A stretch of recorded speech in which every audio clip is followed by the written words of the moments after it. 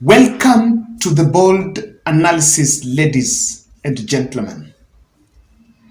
I was listening to Rigathi statement over the weekend, and I have seen the way Kenyans have been reacting. It was a bit reckless, to say the least. He said that government is like a company. So they are the owners of the company, him and yours truly, HOS. And that people can only get where wanavune mahali ambapo walipanda. And the company is supposed to make profits. That's one thing that he also has to understand. But for the same company to make profit, it requires the input of those who are supporting the management of the company and those who are not even, and those who are uncomfortable with the way the company is being run. In a company setup, there is also trade union movements that are pushing for the rights of the workers. But the question here is, which kind of company? Yes, government can be a company where two people are. But which kind of a company? It's a public limited company, not a private limited company. Presidency belongs to all of us. And I want to agree with what Rigathi is saying, that indeed it's those who voted for them must be at the table first. This statement, or rather that kind of strategy, I think was just effective at votes mobilization stage. But when you've got power, when you're now the president, the presidency is a symbol of national unity. And when that statement comes from a second in command, it should actually worry Kenyans. I want to ask you to subscribe to our channel, click the notification bell, and also make sure, I also want to ask you to share our videos for those who share, so that we can also get a wider audience. It is a bit worrying for Kenyans. I have seen bit of analysts, or rather pro-UDA bloggers, saying that the sentence was, or rather that statement was taken out of context. And what they were saying is Rigathi was speaking in reference to rewarding loyalists who campaigned for Dr. William Samoei Ruto, but not that kind of statement was not to apply for service delivery, and all Kenyans must be considered. Now, I want to say this. You can sugarcoat it. You can make that statement as nice as you want it to be. Sisi lazima tungeangalia nyinyi. Hii serikali ni kampuni na ni ya shares. Si ndio? Ni ya shares. Kuna wenye kampuni, wale wako na shares mingi, kuna wale wako na chache, kuna wale hawana. Sasa nyinyi. Now, you can make it good looking the way you want it to be. But if you're not careful, you'll actually be sinking this country. What am I saying? Remember, Arun Cheriot was speaking in Kericho, the same event, and he said, wale wa Azimio ambao wana attend Raila Odinga's rallies on Sundays, but Monday to Friday they are in government offices lobbying for development in their areas, should go to Raila to get those developments, and they should not come to government asking for that development. You know, so when you listen to those two statements, lakini Monday mpaka Thursday wako kwa maofisi ya ma-PS na ma-ministers wakisema nataka barabara, nataka hospitali, nataka maji. Si nataka tupitishe kutoka hapa Kericho siku ya leo. Kama wewe unaenda kwa hiyo mikutano ya Raila ya maandamano, basi pia usionekane kwa ofisi ya PS na When you maminista listen to wake. those two statements, you'll actually understand what I'm telling you. That people see this as something that it's a coordinated narrative. As much as people want to defend it because of politics of optics, but it's a well-coordinated narrative. Now, does service delivery mean huduma number? Does it mean huduma number? Because it's huduma number where kila mtu anahudumiwa. And job creation is one of the roles of government. Or even government is one of the best employers in the country. Government is the police employer. We know that under NPS is the doctor's employer. All the teachers are employed here by government.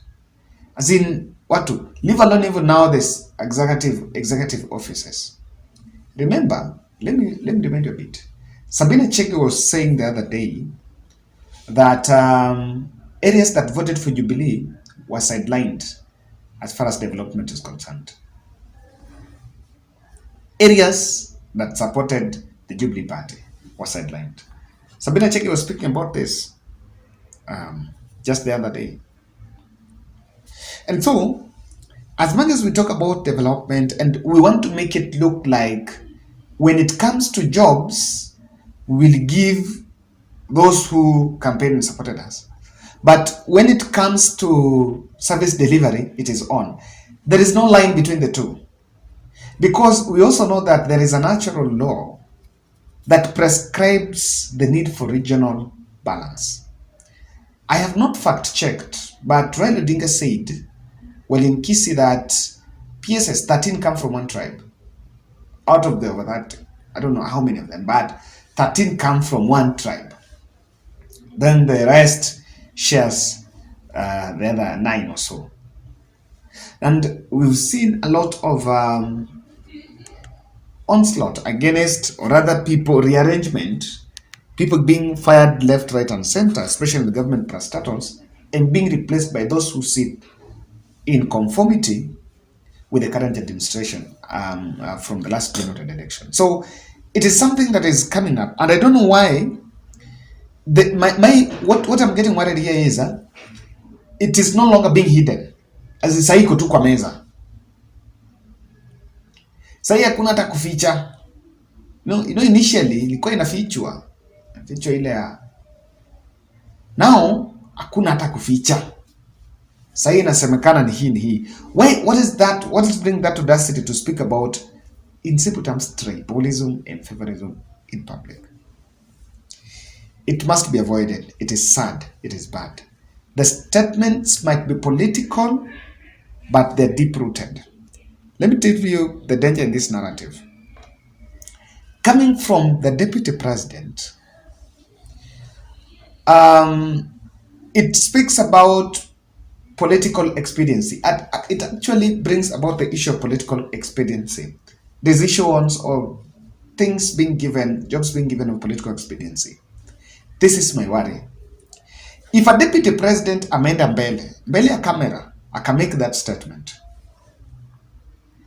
What do you think of the juniors? That narrative will cascade to other government offices. Then what's happening at departments? What is happening at the public service?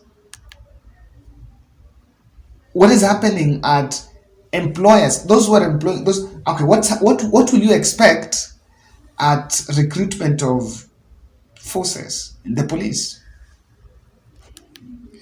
I remember sometime during the campaigns, the same DP was in Baringo, and he made such a statement, by the way, that chagueni mtu wa UDA, wakati nitachukua watu wengi napeleka independent atanipata wapi. Rigathi has that style. Rigathi akona hiyo tabia. Tuseme tu ukweli, hakuna haja hata tese. Rigathi akona hiyo tabia sana ya kusema ni yule mtu alitupigia ama ni yule mtu wa kwetu. As in, it can't be that way, and even if so, there's some things that they remain unsaid. Even if you put it, you kitu kukomende Rigathi. And it's very dangerous. We agree that we are in a multi-party democracy. Or even if it were not Azimio, not all of us, we are in a multi-party democracy where lazima utapata wenye watasupport na wenye hawatasupport. This is not the first election we are having. You cannot get support of the whole country. Utapata ile areas, and in terms of population utapata zile areas umepata na kuna place zingine usijapata. But when you take that direction, it's very dangerous. I don't know, we want to sugarcoat it, but ukweli ni haiko poa. It's very dangerous for us. If it cascades down, it has started from the second most powerful man. How about it goes down? We are going to tenda kugonganisha watu kwa ofisi za serikali. The danger in this is President Ruto on this side of the mouth speaks about unity, but on this other side, the deputy is speaking differently. What is the unity for? Honestly, you don't need it. You are meeting opposition leaders in the guise of unity.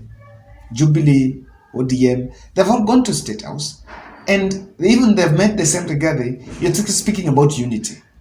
But on the other end, you're talking about kwanza watapata huko mwisho. So surely, then let's not talk about the unity.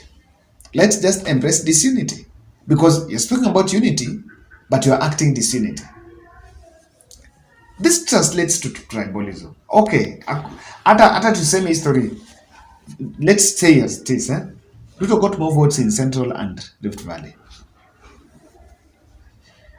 What are you saying? What are you expecting? Aiming to discriminate the others. We are weaponizing the vote. Unajua, naona we are celebrating that watu wajue kupiga kura. Kwamba usipopiga hujue yako imeisha. So what are we doing? We are simply saying that after election, if we don't win, then that's the end of us. You know, that's what we're saying. And me I've been talking about ringing the bell on winner takes all. Apana. In fact, if someone went, these members, these people who worked with Uhuru Kenyatta na wako kwa government wenye waliwekwa, they can conform. They can conform. There is a very wrong fallacy, a ground that is being used to dismiss people, saying that because they did not believe on the hustler agenda, they cannot work. Government is continuing. The people who have worked in government since 2002. Wamefanya na Uhuru, wamefanya na Kibaki, wakafanya na Grand Coalition, wakafanya na Uhuru, and they've been changing. So government is continuity. So this narrative of we are bringing our people because kwani, how super is that plan? Surely. Unajua, tusifanye mambo ambayo baadaye, this country belongs to all of us. I don't buy the discussion about secession, but I believe that we are treading dangerous route.